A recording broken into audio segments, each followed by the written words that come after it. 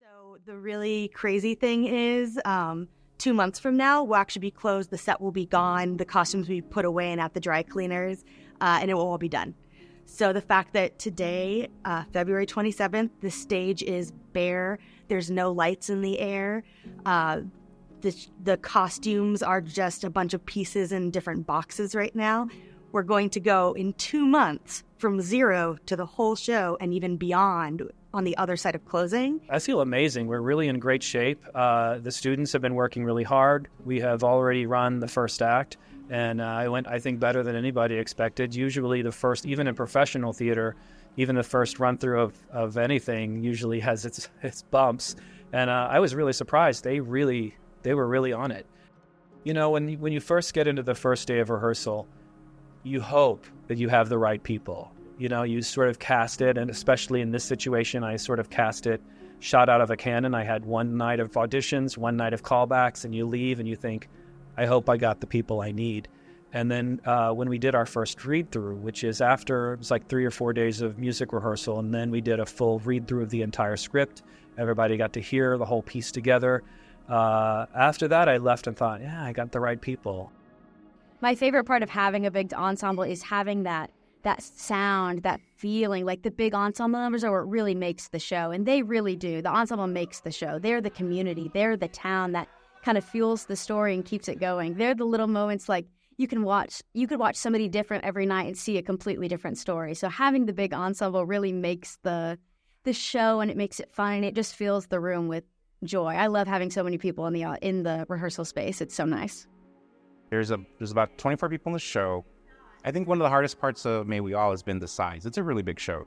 There's a lot of actors on the stage. It's a lot of boots, a lot of shoes, a lot of jeans. So it's keeping up with the quantity of things and then tracking it. So if she does a change, where does that jacket need to end up for the next scene? Okay, the 3 scenes later, we need to see it again. So it's like following all the pieces, following all the characters in their journey. But there's a big show. There's a lot of costume pieces. I think having that ensemble and having your team that you can rely on is always a great aspect of doing art together and creating something that's better than yourself. I have like a little thing that I do where I have everyone in the cast kind of, it's called Press the Penny, and everyone goes around and they touch the penny, and then I put it in my shoe and wear it for the whole performance. And yeah, it's just a little something I do for good luck. It's really different because there's so many people on stage all at the same time, and I feel like in Revival, the only person who's not on stage is Alyssa, who plays Jenna. The whole company is out on stage, and we're all singing and dancing together, and it really shows how well-rounded our ensemble is in this show, and how everyone shares a little bit of the stage all at the same time is really awesome. The basic story of May We All is a small-town woman leaves high school and goes off to Nashville to make it big. Spends 2 years away, and the small town, so excited for her. They really hope she goes off to become something big. She comes back in 2 years, and they all think that she has made it big. She has made them believe that she has made it in Nashville, but she really hasn't.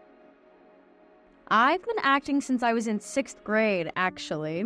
I actually have found a lot of similarity with Jenna. I grew up in a very small town in Colorado. My family is really big on singing and music, and I actually have a great-grandmother, Rosemary, which is a big part of Jenna's story, is having her grandma, Rosemary. To get into kind of Jenna's mindset, when I come into the show, it's very like she has all these dreams and these aspirations that she wants, and it's so big for me because I have all these really big dreams for myself, and it's really easy to find that that energy and that drive that she has to kind of fuel her character. As a kid, I loved playing pretend. So basically just storytelling. So I knew telling stories is like what I wanted to do. I just didn't know how to go about that. I've been doing theater since I was like about 8 years old. The passion that I've always had for theater has let me stick for it. There's nothing I've been more passionate or more excited to do and do consistently. All of the shows that we've done so far in this school year have been unit sets, which means it's one single set and it never changes. So all of the shows for the 2023-2024 school year, we build it, that's it. May We All is a different thing entirely. With a musical, including May We All, we have, I think, maybe 9 different locations that it takes place in. So you have, wagons moving in, wagon being something on wheels that, like the bar unit rolls in or the kitchen unit rolls in and out, and the church pews come in, and there's all sorts of sets that have to move in and out, and on top of that, adding 24 actors. So there's a lot of movement that happens in a musical. We try really hard to space everything out. We look at the timelines, the calendars, when we need to get things done so we can hit these certain marks. We get the clothing done and we go into those dress rehearsals. And what I'm looking for is to make sure I'm telling the story. Going into the initial rehearsals, there's always the challenges to see what scenes are going to be the challenges. Some might be staged much easier than others. The bigger group scenes are always more challenging because you're dealing with 23 or 24 people and the traffic that involves and making the pictures of this on stage. But some of the things I was actually more not nervous about, but more thinking this might be a real challenge is some of the smaller scenes. I had to learn, I think I learned almost 300 lines for the show. I think it was about 275, 260. For me, though, there's always like one scene or like a couple few lines that always just catch you. And it's like the most random thing. Of course, it's never like the big opening monologue or like this big dramatic moment you have. It's like the most random. For me, it's the bar scene in Act 2 where I'm apologizing to Liz. I get caught every time. I'm talking about the sing and all the lines kind of sound the same. And I cannot for the life of me remember it. Even today, I don't think I could tell you exactly what the line is. So much about theater, especially in big shows, is about pictures. You have to make sure that the set, from the audience standpoint, the picture looks good. A big show, I think we have 23 or 24 cast members. You really have to make the set and the picture that the audience is looking at interesting and not crowded. I mean, you have 24 people on stage, so you have to make it look nice for the audience. Dance-wise, once we get Revival, I think probably Revival. The number Revival. which is the sixth song. Lockdown and Ready. That's when I feel like we're over the hump. Everything's smooth sailing by then. I think we'll be good to go. Once we get that out of the way, I know, we're locked in. I love to direct, and I actually really love directing college-age artists because I feel like they're very eager and they work hard, and they really look forward to guest artists coming in and hearing what we have to say. And it's just fun to see them grow, even over the short 8 weeks that I'm here. We all have off days. We all have days where we miss a step or forget. And it really takes every single one of us to make that piece sink. And so if someone's off or multiple people are off, it can be a little chaotic. My metric for success is audience response. Ticket sales, that sounds like an obvious thing, but you can always tell a success of a show with ticket sales if people fill those seats. That's true of college or professional theater. It's not always about, if it's commercial theater, it really is about making money. But in a situation like university theater, it's about filling the seats and word of mouth. And, if a show sells out and that auditorium is full, you will find out that it's a hit. I don't know. I feel like I'm my harshest critic, so if something doesn't go right in my brain or something doesn't go right in what I'm doing on stage, then I feel like it's my job to kind of take over and make it how it needs to be and really reshape it and work on it and tweak any little minor things and really deep clean all of the numbers that I'm in. Opening, the cheers, the cheers after the first big number, just to know they're here with us, they're in the world, that will definitely give me the ease of being the character, being in the world, and not stressing on if I'm, doing good for them. I mean, if you leave at the end of the show knowing you did your best, that's really all you can do. You can hear it from the audience as well sometimes if you have a good or bad audience, or that joke didn't land tonight. But typically the gauge is like, if you're exhausted after a show, you've done your job.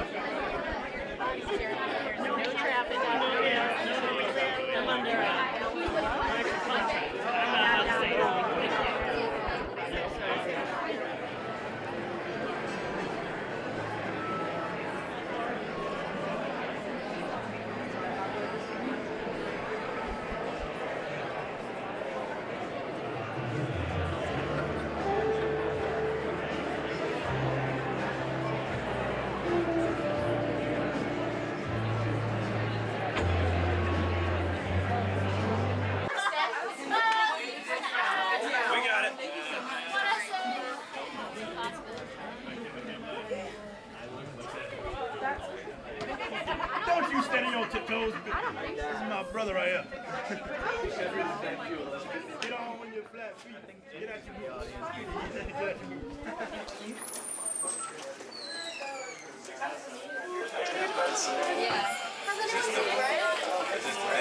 Yeah. We've been over this. Yes, he's I can't see. I want to press it over. What do I do? Press it. Touch that penny. Touch it all over. Oh no! Better. That's the penny. Touch the penny. Press it. He said press it. You want to press the penny? Yeah, you did that.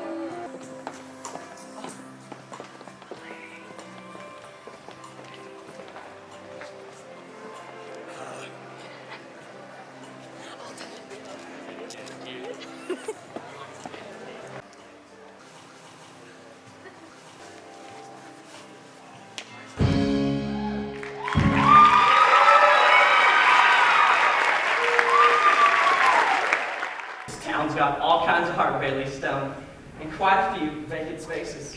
Y'all want to do an encore? Hey there, just a picture. What are you gonna do with yourself in that new world?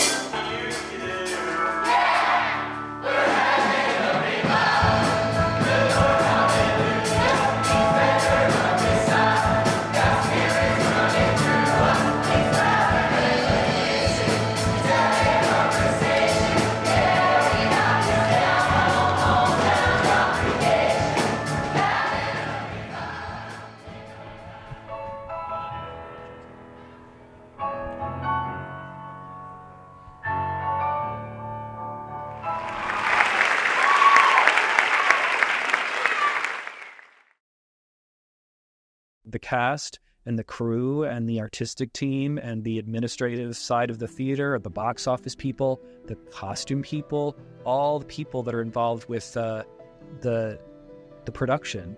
You get to know those people and you get to really love them, and you come together for 6 to 8 weeks and you work with them. Whenever that show closes, that's it. There's some people I've never seen again.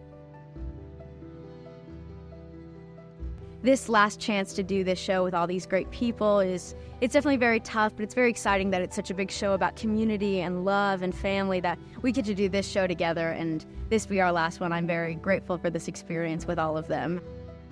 I'm really appreciative that this is my last show though, because it just promotes such, like, I don't know, it promotes forgiveness and love and community. And I think that's such important values that I hold dear. And throughout my college journey, it's been like these really serious shows. And so I haven't been able to do this like fun, loving show, which I'm so excited to do as my last show. I mean, there have been two people I haven't seen in 25 years that I did a show with 25 years ago. And you just never do. That's the nature of the business. And of course, you stay in touch with the people that you've become friends with, of course. But yeah, I mean, this cast here, the specific cast, I know they're all in school together, so they'll see each other. But they may never work together again. They may never create again together. So this will be a very special moment in time for everyone, including me.